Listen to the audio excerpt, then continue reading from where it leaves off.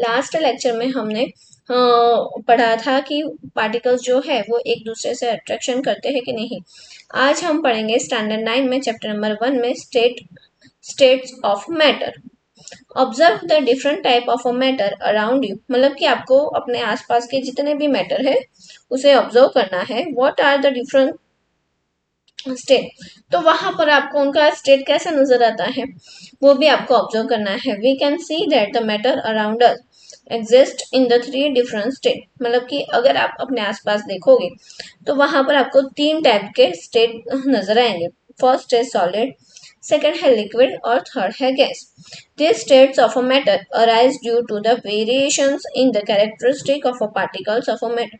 ये तीनों मैटर ऐसे हैं कि वहां पर उनके कैरेक्टरिस्टिक पार्टिकल ऑफ मैटर के कैसे हैं, डिफरेंट टाइप के हैं। Now let us study about the properties of the three state of a matter, और उनकी प्रॉपर्टी के बारे में हमें पढ़ना है। तो सबसे पहला मैटर है solid state matter.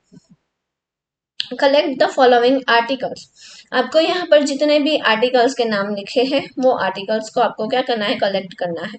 A pen, a book, a needle and the piece of food of a stick. आपको ये सारी चीजें कलेक्ट करनी है। Sketch the shape of the about the articles in your notebook by the moving a pencil around him.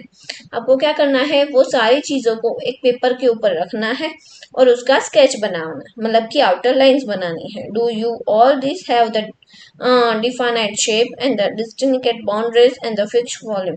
क्या आपको उनको देखकर ऐसा लगता है कि उनका एक फिक्स शेप है, उनकी परफेक्ट बाउंड्रीज है और फिक्स वॉल्यूम है, मतलब कि अगर आप उसके ऊपर फोर्स दे रहे हो तो उनका जो शेप है वो चेंज नहीं होता। What happens if they are the hammered and the pull और द ड्रॉप, मतलब कि अगर आप उनके साथ हैमर कर रहे हो, मतलब कि उनके ऊपर कोई भी चीज भारी चीजें है वो मतलब कि उनके ऊपर गिरा रहे हो, उसे कोई मतलब कि हाइट से ड्रॉप कर रहे हो, उसे धक्का दे रहे हो, तो क्या उनकी साइज, शेप और स्ट्रक्चर में कोई चेंजेस नजर आता है? तो नहीं। Are these capable to the diffusing in to the each other, क्या उनके पार्टिकल्स ऐसे हैं कि वो एक दूसरे से सेपरेट हो जाए? नहीं। ट्राई द कंपेरिजन हम अप्लाइंग द फोर्स, आपको यहाँ पर फोर्स अप्लाई करके भी देखना है।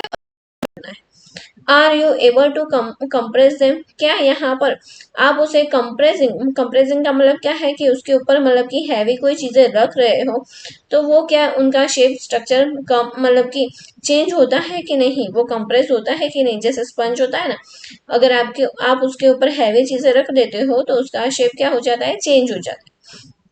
वैसे ही पेन के ऊपर या तो कोई और चीज है उसके ऊपर जो सॉलिड से बनी हुई है प्रॉपर, तो अगर आप उसे कंप्रेस करोगे तो वहां पर उनका शेप चेंज नहीं होगा। अब ये जितने भी एग्जाम्पल हमने देखे वो किसके थे, सॉलिड के थे। We can observe that all this definite shape, distinct boundaries and the fix volume, मतलब कि यहाँ पर जितने भी हमने सॉलिड स्ट्रक्चर देखे उनकी एक फिक्स बाउंड्रीज है, फिक्स वॉल्यूम है और एक फिक्स क्या है, शेप है। That is have the negligible comparably, मतलब कि यहाँ पर वो ऐसा बिल्कुल नहीं है, वो जरा सा भी कंप्रेस नहीं होने वाले हैं।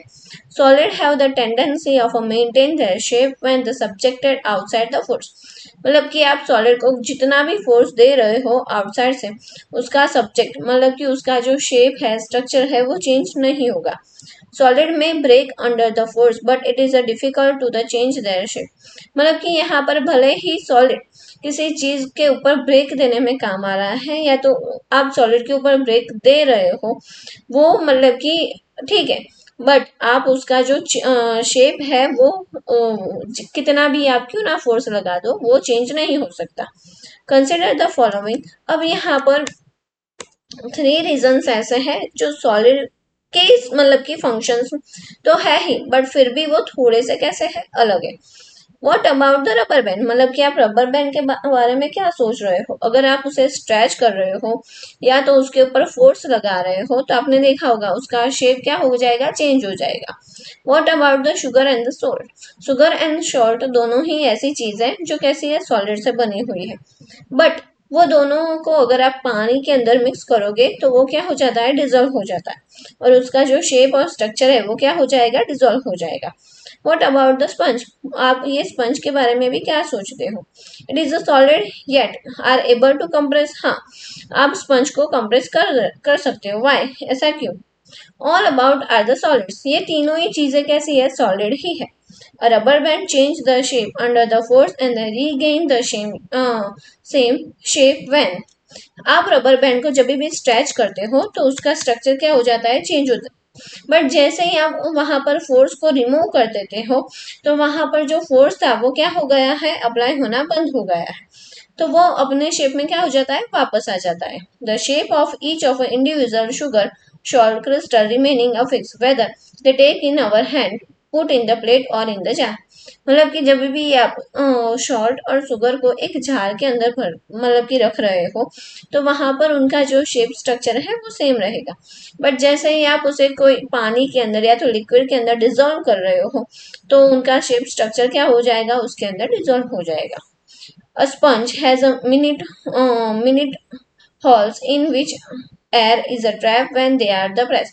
अब स्पंज में क्या प्रॉब्लम है, तो स्पंज के अंदर आपने देखा होगा कि बहुत सारे छोटे छोटे होल बने हुए हैं, तो वो होल के अंदर क्या हो जाता है, एयर प्रेजेंट हो जाती है, इसी वजह से उनका जो स्ट्रक्चर है ना वो वापस आ जाता है, बट जैसे ही आप उसके ऊपर फोर्स लगा रहे हो तो वो एयर क्या हो जाती है, बाहर निकल जाती है, आउट हो जाती है, इसीलिए आप उसे कंप्रेस कर पाते हो, वरना वो भी आप कंप्रेस नहीं कर पाते। अगर आपको मेरा वीडियो अच्छा लगा तो उसे लाइक और सब्सक्राइब जरूर कीजिए। Thank you for watching my video.